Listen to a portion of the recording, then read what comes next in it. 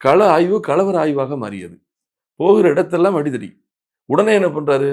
ஏன் ஊரு ஊரா அடிச்சுக்கணும்? ஒரு இடத்துல அடிச்சுப்போம் வாங்கன்னு சொல்லி, வானகரத்துல ஏற்கனவே கலவரம் நடத்திய அனுபவம் இருக்கிறது அவருக்கு. இப்ப அங்கே கூப்பிடுகிறார். கூப்பிடுவதற்கு பிறகு என்ன செய்ய போகிறார்கள்? பொதுக்குழு உறுப்பினர்களையும், ஒன்றிய செயலாளர்களையும், மாவட்ட செயலாளர்களையும் சரிப்படுத்தும் வேலைகளை எப்படியாவது அமைதிப்படுத்தி, அவர் அமைதிப்படுத்துவதற்கு அவருக்கு பல யுக்திகள் இருக்கிறது.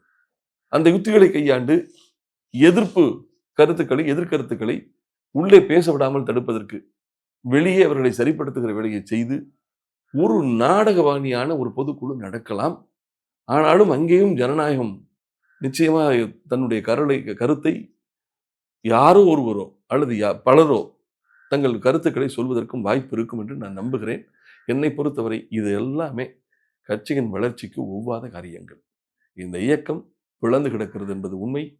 கடைசி நேரத்தில் தேமுதிகவை இவர்கள் காலில் விழுந்து கதறி அழுது அழைத்து வந்ததாகத்தான் நான் அறிந்தேன். ஏன் இந்த நிலை?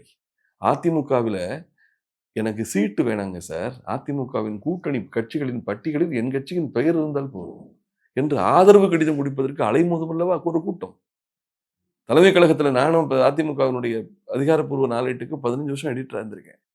சார் நாங்க ஆதரவு கொடுத்திருக்கோம். செய்தியில போட்டுருங்க சார். நீங்க யாருங்க? நான் இந்த கட்சி சார். இப்படி எண்ணற்ற கட்சிகள். இடம் வேண்டாம், தொகுதி வேண்டாம். நான் அதிமுகவை ஆதரிக்கிறேன் என்கின்ற செய்தி வந்தால் போதும். என் கடிதத்தை ஏற்றுக்கொண்டால் போதும். இப்படிப்பட்ட நிலை இருந்தது அல்லவா? ஆனால் இன்றைக்கு உங்களை நோக்கி யாரும் வரவில்லை. கூட்டணி கிடையாது என்று அறிக்கைகள் வருகிறது. விஜயோடு கூட்டணி என்று ஒரு கருத்தை உருவாக்கி அதிமுகவுக்குள் இருக்கக்கூடிய அந்த புகைச்சலை, கோபத்தை தணிப்பதற்கு விஜயை பயன்படுத்த பார்த்தார்கள். அவர் ஒரே வார்த்தையில சொல்லிட்டார். அவர் மாநாட்டு தொடக்கத்திலேயே சொல்லிவிட்டார். நான் தனித்து ஆட்சி பிடிப்பேன்.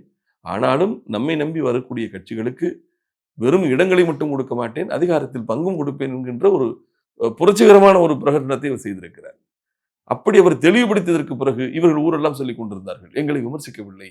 எங்களோடு கூட்டணிக்கு வரப்போகிறார். 60 தொகுதிகள். அவர்தான் பவன் கல்யாண். இங்கே துணை முதலமைச்சர். இப்படி ஒரு கருத்தை உருவாக்கி அதிமுக தொண்டர்களிடம் ஒரு சலனத்தையும் சபலத்தையும் உருவாக்க பார்த்தார்கள். அதை அவர்கள் புரிந்து கொண்டார்கள். தன் கட்சியின் வளர்ச்சி பாதிக்கப்பட்டுவிடும். அதிமுகவிலிருந்து இங்கே வர விரும்புவர்கள் கூட வராமல் நின்று விடுவாங்க.